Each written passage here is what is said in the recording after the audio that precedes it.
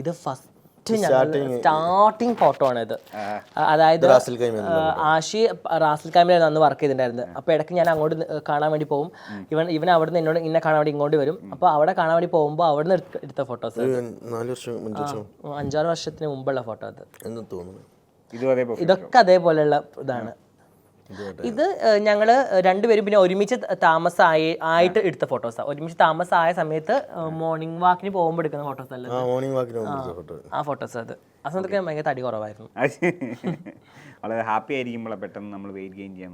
ഞാൻ നന്നായിട്ട് ഇപ്പോൾ ഫുഡ് കഴിക്കും. കാരണം ഇവ ഷോപ്പിൽ പോയി കഴിഞ്ഞാൽ പിന്നെ ഞാൻ വീട്ടിൽ വെറുതെ ഇരിക്കുകയാണ്. അപ്പോൾ ഞാൻ വെറുതെ ചിലപ്പോൾ എന്തെങ്കിലും കുക്ക് ചെയ്ത് കഴിക്കും, അല്ലെങ്കിൽ ചിലപ്പോൾ യൂട്യൂബിൽ എന്തെങ്കിലും കാണുമ്പോൾ അത് ഉണ്ടാക്കി നോക്കാണ്ട് അത് ഉണ്ടാക്കി അത് കഴിക്കും. ആഷിക്ക് ഞാൻ എടുത്ത് വെക്കും, ഞാൻ കഴിക്കും. പിന്നെ വെറുതെ ഇരിക്കുമ്പോൾ നമ്മൾ വെറുതെ ഇങ്ങനെ കഴിച്ചുകൊണ്ടേ ഇരിക്കില്ലേ.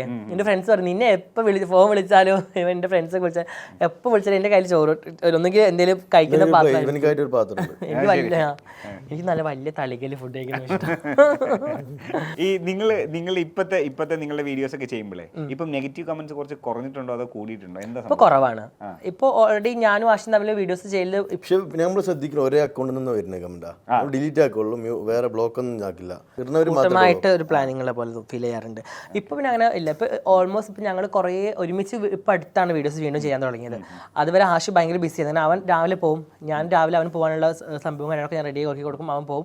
പിന്നെ ഞാൻ വീട്ടിൽ ഒറ്റയ്ക്ക് ഇരിക്കും. അപ്പോൾ എൻ്റെ ഫ്രണ്ട്സ് വരും വീട്ടിലേക്ക്, എൻ്റെ ഒരു കൂട്ടുകാരത്തി വരും, അവളാണ് എനിക്ക് വീഡിയോസൊക്കെ എടുത്ത് തരാറ്.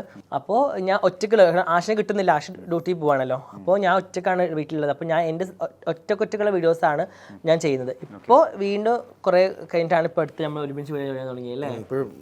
ഓക്കെ, നിങ്ങൾ എപ്പോഴെങ്കിലും ഈ കമന്റ്സിലല്ലാണ്ട് നേരിട്ട് അങ്ങനെ ഒരു നെഗറ്റീവ് ആരെങ്കിലും വന്ന് പറഞ്ഞു?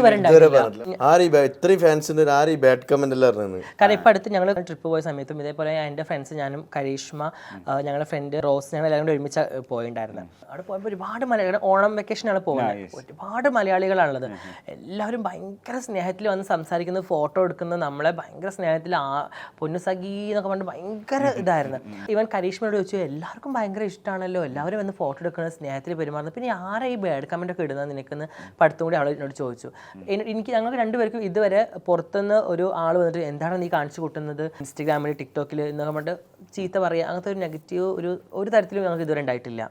എനിക്കും അത് ഇടയ്ക്ക് തോന്നാറുണ്ട്. പിന്നെ ആരാണ് ഈ നെഗറ്റീവ് കമന്റ് ഇടുന്നത്? പിന്നെ നമ്മളെ കാണുമ്പോൾ നല്ല സ്നേഹമായിരിക്കും, മാറി കഴിയുമ്പോഴായിരിക്കും അവർ പറയാൻ പറ്റില്ലല്ലോ ആൾക്കാരെ മനസ്സിലാവും. പിന്നെ ഈ കമന്റ്സിന്റെ മാത്രമല്ല, ഇപ്പൊ ഈ ഫാമിലിയിൽ ഫസ്റ്റ് ഇത് ഡിസ്ക്ലോസ് ചെയ്തത്, അല്ലെങ്കിൽ നമ്മൾ പറയും coming out of the closet എന്ന് പറയും, ഞാൻ ഇങ്ങനെ എനിക്ക് ഇങ്ങനെയാണ് ഫീൽ ചെയ്യുന്നതെന്ന് പറഞ്ഞപ്പം അവരുടെ ഒരു ഫസ്റ്റ് പ്ലാൻ ഓഫ് ആക്ഷൻ ആയിരിക്കും നമ്മളെ കൊണ്ട് കല്യാണം കഴിപ്പിക്കാൻ ശ്രമിക്കുക, കൗൺസിലറിന്റെ അടുത്ത് വിടുക. എനിക്ക് ഉണ്ടായിട്ടുണ്ട്. എന്നെ കൗൺസിലിംഗ് എന്നെ ഇതേപോലെ ഒരു കൗൺസിലിങ്ങിന് കൊണ്ടുപോയി കൊച്ചിക്ക് തന്നെ കൊണ്ടുവന്നത് ഒരു ഡോക്ടറെ കാണിക്കാൻ വേണ്ടിയിട്ട്. പിന്നെ അത് കഴിഞ്ഞിട്ട് എന്നെ വീട്ടിൽ എല്ലാവരും കൂടി നിർബന്ധിച്ചു, കല്യാണം കഴിഞ്ഞാൽ എല്ലാം ശരിയാവും, ഇതൊക്കെ മാറും, ആൺകുട്ടികളുടെ കൂടെ കൂട്ടുകൂടിയാൽ മതി, കല്യാണം കഴിഞ്ഞാൽ റെഡിയാവും.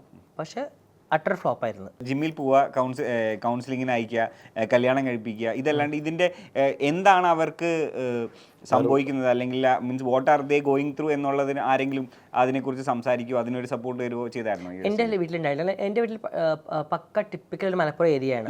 അപ്പോൾ അവിടുത്തെ ആൾക്കാർക്ക് സത്യം പറഞ്ഞാൽ ഓവറായിട്ട് ഇതിനെ കുറിച്ച് അറിയുന്ന ആൾക്കാരല്ല. ഞങ്ങളവിടെ ഭയങ്കര കുറവാണ് അങ്ങനത്തെ ആൾക്കാർ. എനിക്ക് തന്നെ ഒരു ഫ്രണ്ട് ഉള്ളത് കുറേ അപ്പുറത്താണ്. അവരോട് ഷെയർ ചെയ്യും കാര്യങ്ങളൊക്കെ. അല്ലാണ്ട് വീട്ടിൽ അങ്ങനെ എല്ലാവരും പറയുന്നത് ഇല്ല അങ്ങനെയൊന്നുമില്ല, കല്യാണം കഴിച്ചാൽ മതി റെഡിയാവും, അല്ലെങ്കിൽ ആൺകുട്ടികളുടെ കൂടെ പന്ത് കളിക്കാൻ വേണ്ടി പോയാൽ മതി, ക്രിക്കറ്റ് കളിക്കാൻ വേണ്ടി പോയാൽ മതി, അവരെ കൂടെ നിന്ന് അവരെ കൂടെ പോയി ഇരിക്കുക, നീ ഇങ്ങനെ റൂമിൽ തന്നെ ഇരിക്കേണ്ട, പെണ്ണുങ്ങളുടെ കൂടെ കളിക്കേണ്ട എന്നൊക്കെ പറയുമ്പോൾ അങ്ങനെ അവർക്ക് ചിന്തയുള്ളൂ. പക്ഷേ ഇത് ഒരു നമ്മൾ അഭിനയിക്കുന്നതല്ല, നമ്മുടെ ലൈഫിൽ ഉള്ളതാണ് ഇത്. നമുക്ക് കുറേ നേരം അങ്ങനെ ചെയ്ത് കഴിഞ്ഞാൽ നമുക്ക് അത് അഭിനയിക്കാനേ പറ്റുള്ളൂ. ലൈഫിൽ നമുക്ക് ഒരുപാട് അഭിനയിച്ചാൽ നമുക്ക് നമ്മളോട് തന്നെ ഒരു വെറുപ്പ് വരാൻ തുടങ്ങും. കാരണം ലൈഫിൽ നമ്മളല്ലാണ്ടാണ് ജീവിക്കുന്നത്.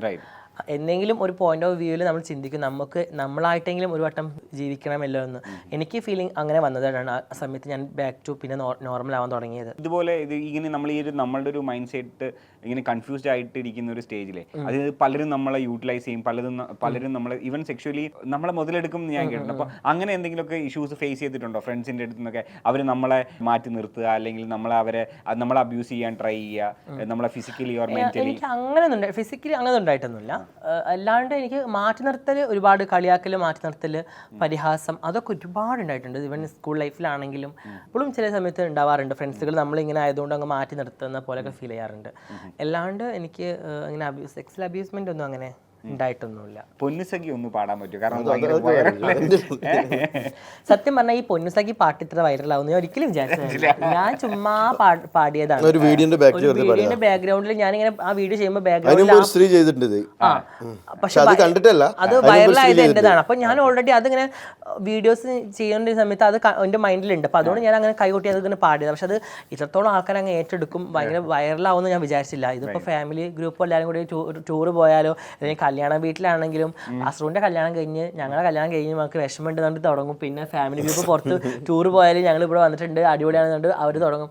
ഇത് ഭയങ്കര ആൾക്കാരെ ഏറ്റെടുത്തപ്പോൾ ഭയങ്കര സന്തോഷം. കോളേജ് സ്റ്റുഡൻസ് ആണെങ്കിലും കുഞ്ഞു കുഞ്ഞു കുട്ടികളാണെങ്കിലും ഒക്കെ പാടുമ്പോൾ ഭയങ്കര സന്തോഷമുണ്ട്. അപ്പൊ ഞാൻ പാടാൻ കുഴപ്പമൊന്നും. ഓക്കെ. ഹായ് ഗൈസ്, ഞാനിപ്പോൾ ഉള്ളത് മൂവി വേൾഡിൻ്റെ സ്റ്റുഡിയോയിലാണ്. അപ്പോൾ എനിക്ക് ക്വസ്റ്റ്യൻസ് ഒക്കെ ചോദിക്കുന്നത് ഭയങ്കര ഇഷ്ടമാണ്. എനിക്ക് പേടിയൊന്നുമില്ല, പക്ഷെ ആഷിക്ക് ഭയങ്കര പേടിയാണ് ഗൈസ്. പൊന്നു സഖി എന്തിനാ പിണക്കമെന്നോട് എന്തിനാ, അല്ല പൊന്നെ കൽബു വേദന, എന്നെ കെട്ടി ഇങ്ങോട്ട് കൊണ്ടുവന്നിട്ട് എന്തിനാണ്. Thank you so much. അതുപോലെ ഈ ജാസിക്ക് ഈ ഇടയ്ക്ക് ഒരു പടത്തിലേക്ക് ഓഫർ വന്നു ഇങ്ങനെ ഒരു കേട്ടപ്പോൾ അതിനെ കുറിച്ച് എന്താ? എനിക്ക് സത്യം പറഞ്ഞാൽ അയ്യോ അതിപ്പോൾ പറഞ്ഞു കഴിഞ്ഞാൽ ഭയങ്കര പ്രശ്നമാകുന്ന വിചാരിച്ചു ഞാൻ പറയാത്തത്. കാരണം എനിക്ക് ഇതേപോലെ ഒരു ചാൻസ് വന്നു പടത്തിലേക്ക്. നല്ല മൂവിയാണ്, തമിഴ് മൂവിയാണ് വന്നത്, മലയാളം. പക്ഷെ അതിൻ്റെ കാസ്റ്റിംഗ് ഏജൻസി ഒക്കെ മലയാളികളാണ്. അപ്പോൾ എന്നോട് പറഞ്ഞു നല്ല മൂവിയാണ്. അപ്പോൾ ഞാൻ സ്റ്റോറീസ് കേട്ടു, കുഴപ്പമില്ല, നല്ല സ്റ്റോറീസാണ്, നല്ല ക്യാരക്ടറായിട്ട് തന്നെയാണ് അഭിനയിക്കുന്നത്. ഇതിപ്പോൾ ഇനി വരും ജാസിയെ എന്നൊക്കെ പറഞ്ഞിട്ട് വരുമോ എന്നുള്ള പേടി എനിക്കുണ്ട്. അങ്ങനെ ഞാൻ ഓക്കെ പറഞ്ഞു. എന്നോട് വെച്ച് കുറച്ച് ഫോട്ടോസൊക്കെ അയക്കണം എന്ന് പറഞ്ഞു. അപ്പോൾ ഞാൻ കുറച്ചിൻ്റെ ഫോട്ടോസൊക്കെ അയച്ചു. അപ്പം എന്നോട് പറഞ്ഞു ഇങ്ങനെ പുറത്താണ് ഷൂട്ട്, ഈവൻ പുറത്താണ്. അപ്പോൾ എന്താണ് ജാസി കുറച്ച് അഡ്ജസ്റ്റ്മെൻ്റ് ഒക്കെ വേണ്ടി വരും. അപ്പോൾ ഞാൻ പറഞ്ഞ അഡ്ജസ്റ്റ്മെൻറ്റ് എനിക്ക് മനസ്സിലായില്ല, എനിക്കറിയാം ഓൾറെഡി, പക്ഷെ ഞാൻ പറഞ്ഞില്ല എനിക്ക് മനസ്സിലായില്ല. അല്ല ഇടയ്ക്ക് നമുക്ക് ബ്രേക്ക് ടൈമൊക്കെ ഉണ്ടാവും, അല്ലെങ്കിൽ ഷൂട്ടില്ലാത്ത ദിവസങ്ങളുണ്ടാവും. അപ്പോൾ ആണെങ്കിൽ നമുക്ക് കറങ്ങാനൊക്കെ പോവാം, നല്ല ഹോട്ടൽസിൽ റൂമൊക്കെ എടുക്കാം. ഞാൻ എൻ്റെ ഫ്രണ്ട് ഉണ്ട് ആമി എന്ന് പറഞ്ഞിട്ട്, അവളോട് ഞാൻ പറഞ്ഞു എടി ആമി, ഇതിനു മുമ്പ് എനിക്ക് ഈ മൂവി വന്ന സമയത്ത് ഞാൻ അവളോട് വിളിച്ച് പറഞ്ഞു എടി ആമി എനിക്കിങ്ങനെ ഒരു മൂവി വന്നിട്ടുണ്ടെന്ന് പറഞ്ഞു. അപ്പോൾ ആമി നല്ലതാണെങ്കിൽ ചെയ്യുക, അടിപൊളിയാണെന്നൊക്കെ പറഞ്ഞു. അപ്പോൾ എന്താ പിന്നെ വെച്ചാൽ ആഷി ആരാ, ബോയ് ഫ്രണ്ട് ആണോ ഹസ്ബൻഡ് ആണോ, നിങ്ങൾ തമ്മിൽ പാർട്ട്നേഴ്സ് ആണോ, വരുമ്പോൾ ആശ ഉണ്ടാവുമോ അങ്ങനെയൊക്കെ ചോദിക്കുന്നവർ. അപ്പോൾ എനിക്ക് എന്ത് സംതിങ് റോങ് പോലെ ഫീൽ ചെയ്തു. അപ്പോൾ ഞാൻ ആമിനോട് ആമി പറഞ്ഞു ഇത് പോണ്ട, ഇത് വേറെ കേസാണെന്ന് പറഞ്ഞു അവള്. അപ്പോൾ എനിക്ക് ഇവനോട് പറയാൻ എനിക്ക് പേടി, ഞാൻ അവളോടാണ് ഫസ്റ്റ് പറഞ്ഞത്.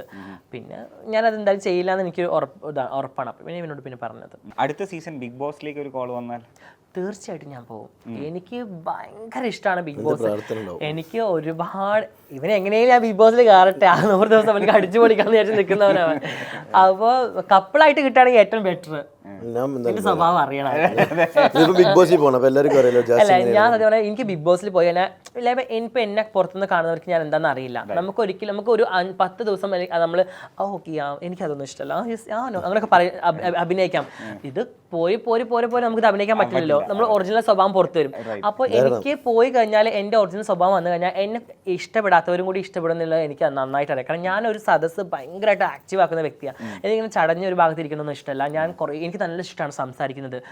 ഫോൺ യൂസ് ചെയ്യാണ്ടൊക്കെ സംസാരിച്ച് കുറേ കൊല്ലങ്ങളോളം ഇരിക്കണം എനിക്ക് ഇഷ്ടമാണ് അത്രയും ഇരിക്കുന്നത്. കാരണം എനിക്ക് ഡാൻസ് കളിക്കണം, എനിക്ക് പാട്ട് പാടണം, എനിക്ക് ചില്ലായി നടക്കണം, തല്ല് കൂടണമെങ്കിൽ തല്ല് കൂടണം, ഡാന്ന് പറഞ്ഞാൽ എന്താണെന്ന് പറഞ്ഞിട്ട് തുടങ്ങണം. അതൊക്കെ എനിക്ക് ഭയങ്കര ഇഷ്ടമുള്ള കാര്യമാണ്. അപ്പോൾ ബിഗ് ബോസിലേക്ക് ഒരു ക്ഷണം വന്നാൽ അഫ്കോഴ്സ് ഞാൻ എന്തായാലും പോകും.